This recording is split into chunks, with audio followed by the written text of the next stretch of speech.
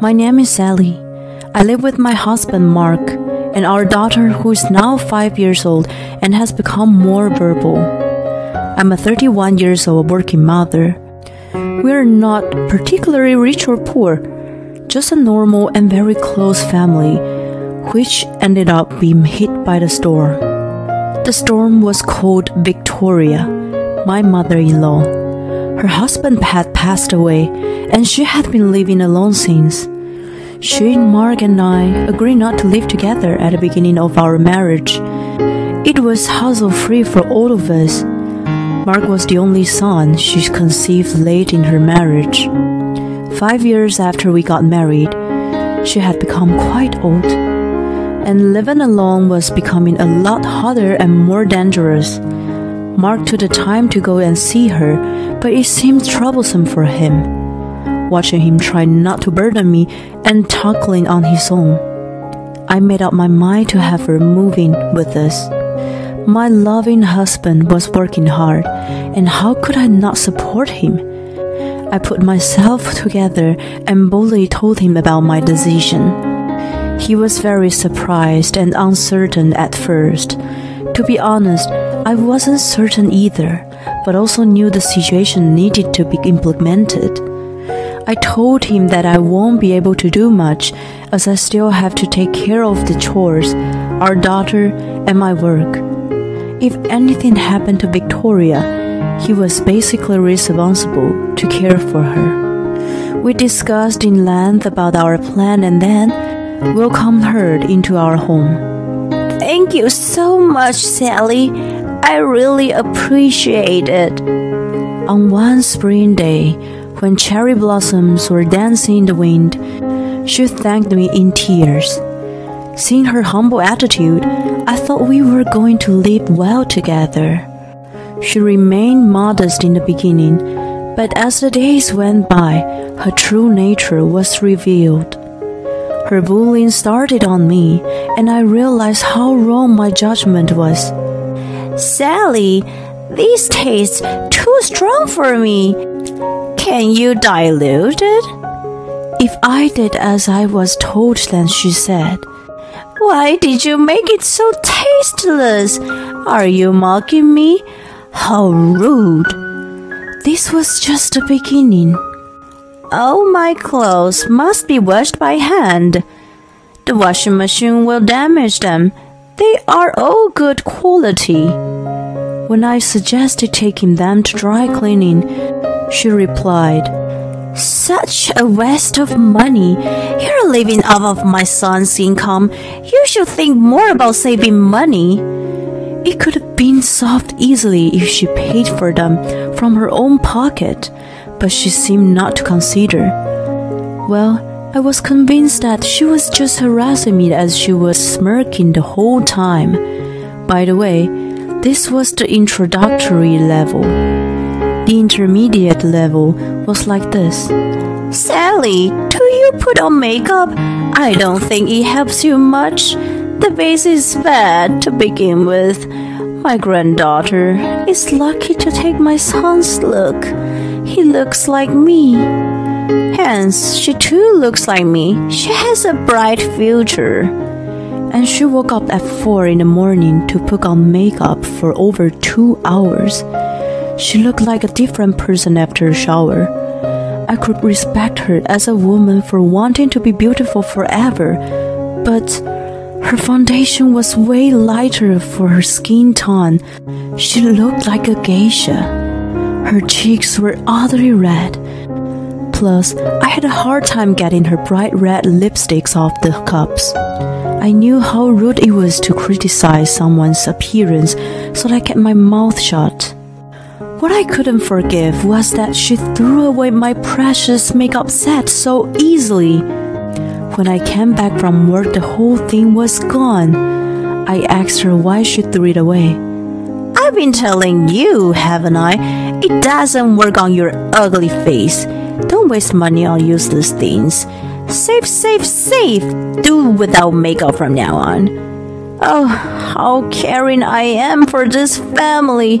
You better appreciate me. Never would I ever.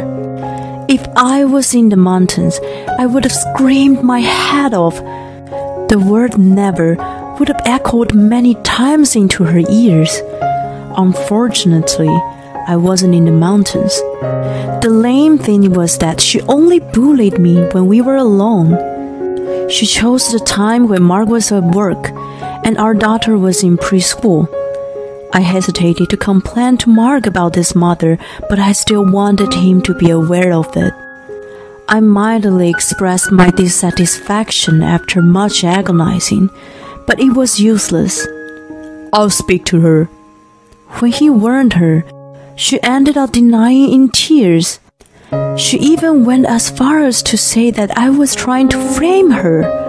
Mark didn't know what to do but was confused. I too had no choice but to roll my eyes. If she refused to own up to her actions, I had a plan. A picture was worth 1,000 words. I decided to secretly record the interactions between her and me and show them to him. When I was thinking about where to hide the camera, the advanced level of bullying started. It was spring when she moved in, and then a hot summer passed, autumn ended, and one day in winter, Mark was away on a business trip for a few days. My daughter was also away, staying with my parents. It was snowing outside. I usually drove my car for work, but I hadn't put chains on my tires, so I took a taxi on that day. After work, I normally cleaned the house, did laundry, and then cooked dinner. Let me repeat, it was the dead of winter and at night. Snow was piling up outside. It was definitely not the right situation to wash clothes by hand. Despite this, Victoria gave me a pile of her laundry with a grin. "Here's my laundry.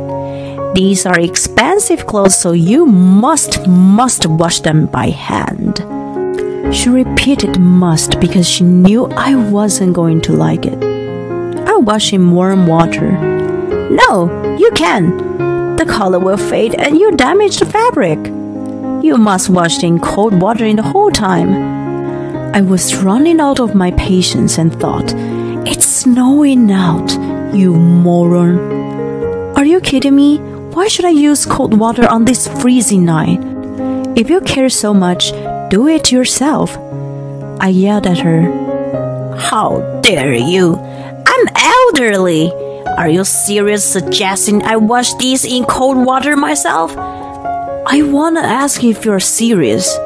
"I am always serious." It was worse if she really meant it. Not expecting that I was going to talk back to her, her face turned red, and she grimaced at me. I wasn't going to step back. "Why don't you go outside and check for yourself? You've been warmed inside all day long, so you don't realize, do you? It's snowing a lot and unbelievably cold out." "What the hell? You're telling me to go out in the cold? You're terrible." "What about you then? You demand me to use cold water in this cold." We argued back and forth. I was determined to fight all the way. I felt bad for Mark, but I couldn't be a good wife if I must continue to live with her. I was grimacing at her when she suddenly grabbed my hand tightly. She dragged me while I was taken aback by her strength, which made me doubt her age. And in no time, I was pushed out the front door. When I realized what was going on, the door locked with a thud. "Victoria!" "No need for a daughter-in-law like you. Get lost." "This is my house. You're the one to leave." My scream was useless. She was determined to lock me outside and ignore my banging on the door. I was in distress and didn't know what to do. Now we're in the cold and not having my kid, but thankfully my phone was in my pocket. I called Victoria. I could hear her phone ring, but she didn't answer. I tried to call Mark, who was supposed to return from his trip that night, but he didn't pick up. I had no choice but to text him. "I got locked out of the house by your mom.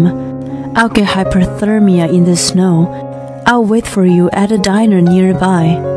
I started walking in the snow. I thought about calling 911, but I didn't want to make a big deal. I was sure Victoria would come up with some excuses to make me look bad. It was better for me to just wait at a diner. I wrapped my arms around my freezing body. My breath hovered around me like smoke. The snow kept falling non-stop and was accumulating on the ground. There was no car or bike passing by. It was nighttime, and there was hardly anyone in sight. I kept moving forward in the quiet darkness. When I finally arrived at the diner, I couldn't believe my eyes. Closed due to the snowstorm. The evacuation spot I reached in desperation was closed. What a night! I chose to go to the police station then. Instead of calling and waiting for them to come, I kept moving with a sense of despair before the heavy snow. The tips of my fingers and toes were numb. When I checked the time on my phone, it had been an hour since I got through out. I called Victoria once again, but she didn't answer. I was walking briskly in the scenery that had completely changed. Help! My feet stopped when I thought I heard something. I was at the beginning of a bridge over a river. I pricked up my ears. Help! What the? I heard it. It was very clear this time.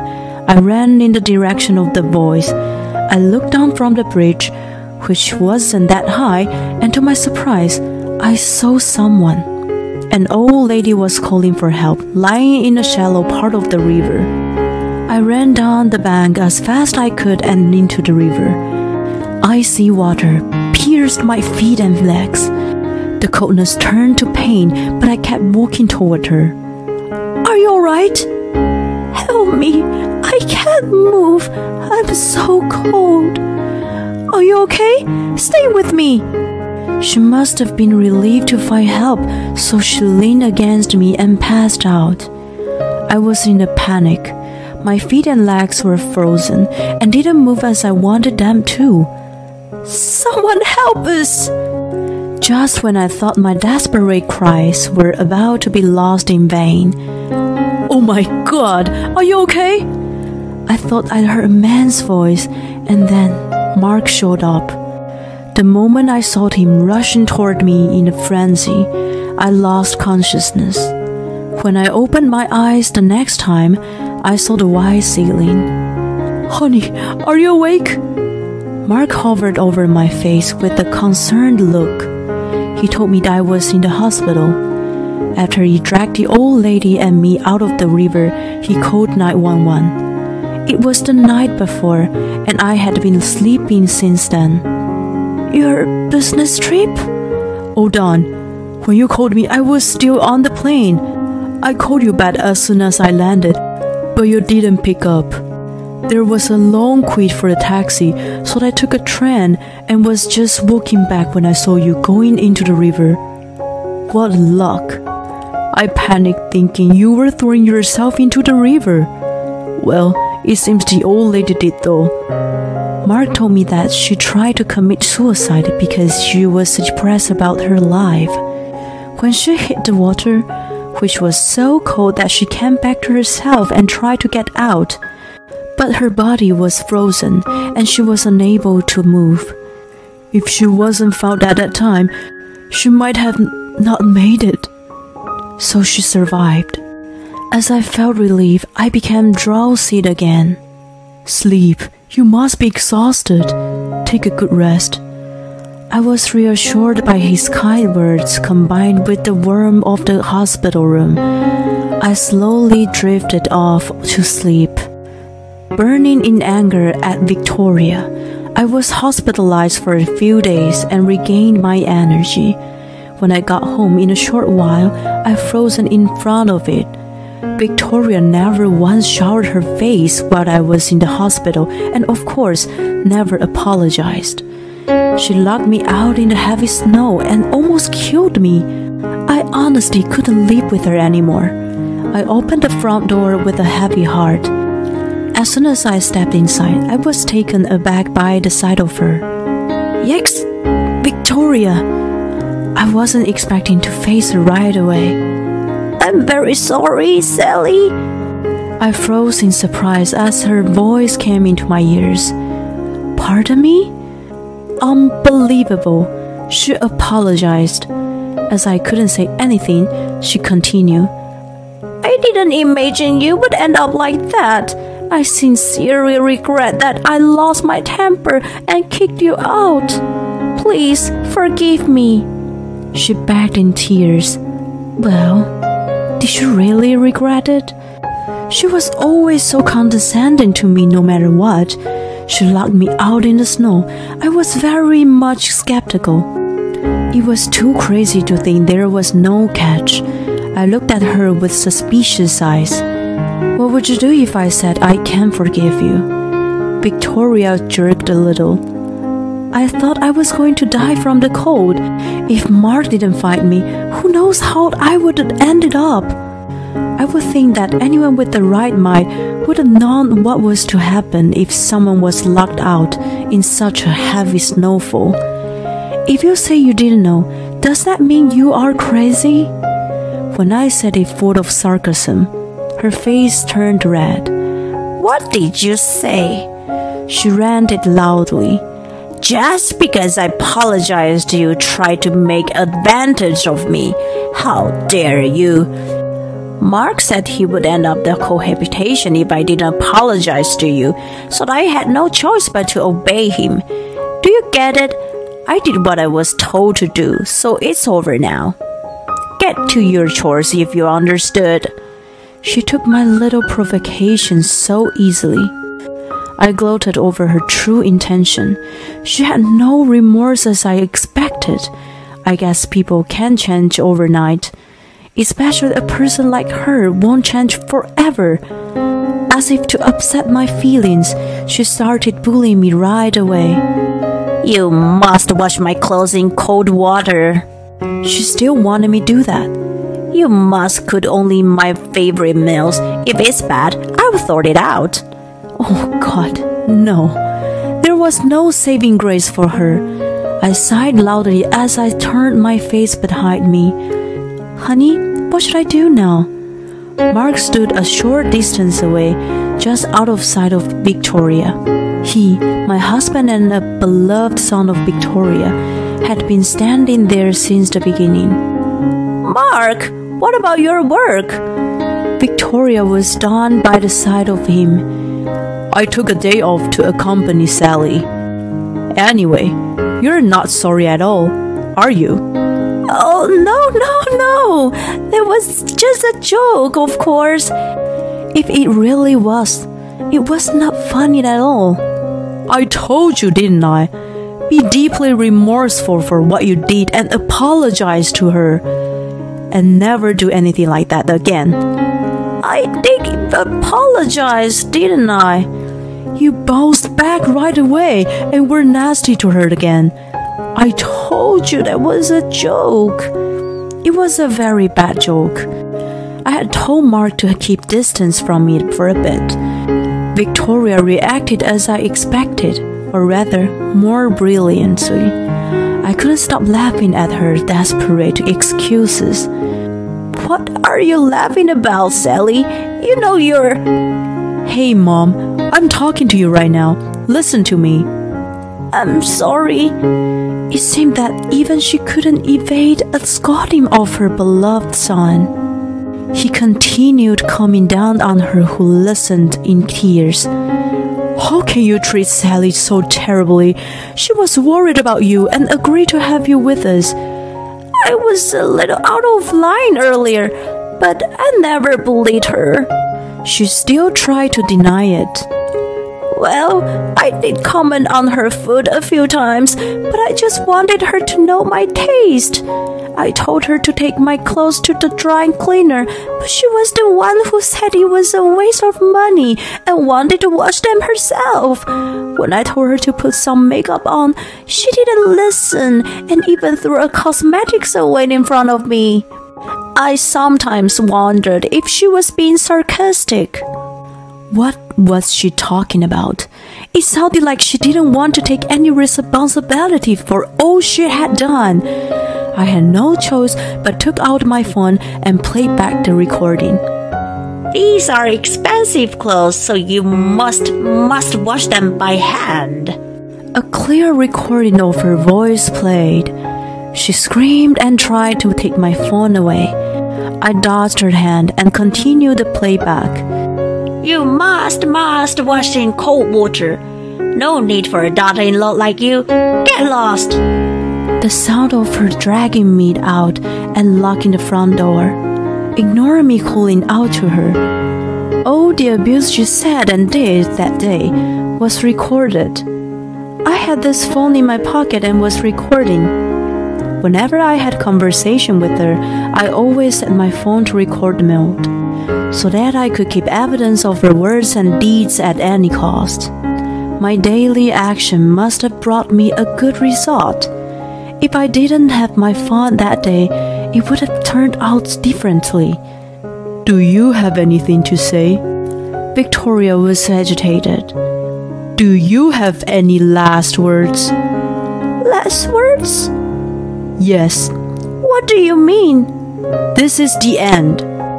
You trampled on my kindness to take care of you. I want you out of the house. No way! I'm cutting ties with you. You go ahead and leave alone. I'll never get in touch with you. I'll ignore you if you try to contact me.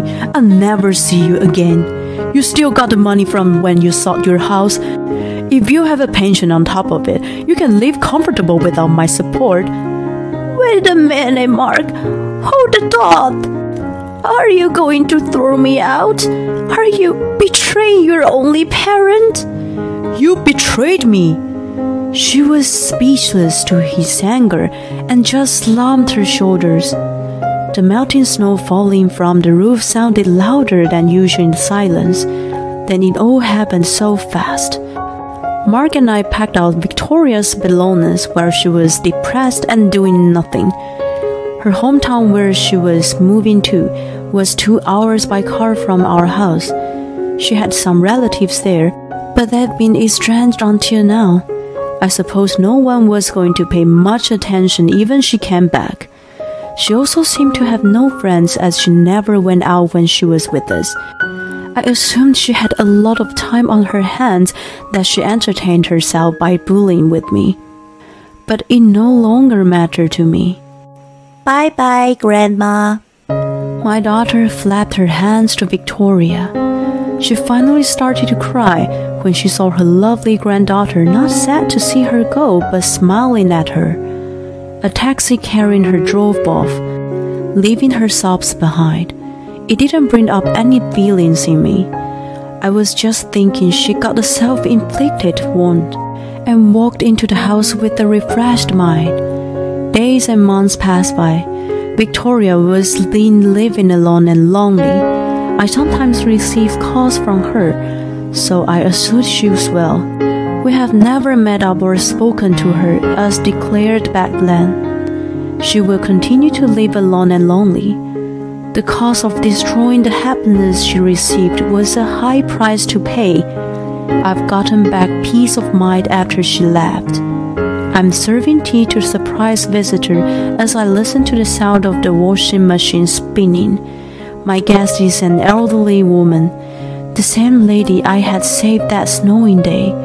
She became pessimistic about her life after living alone for a while and had a lot on her mind. But then she felt the icy river water and wanted to try living a little longer. My son told me to move in with his family.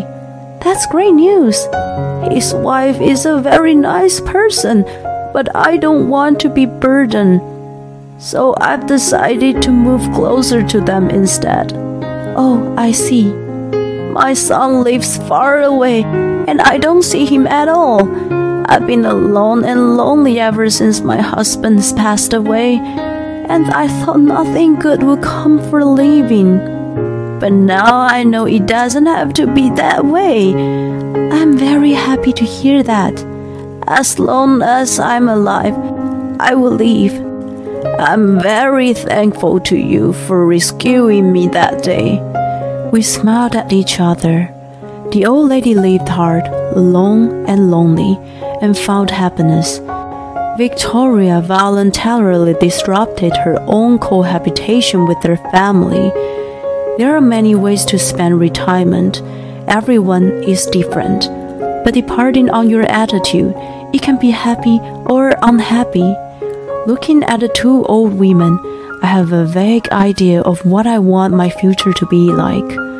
I remind myself how I should live in order to keep my current peaceful and happy life, and to have a happy retirement.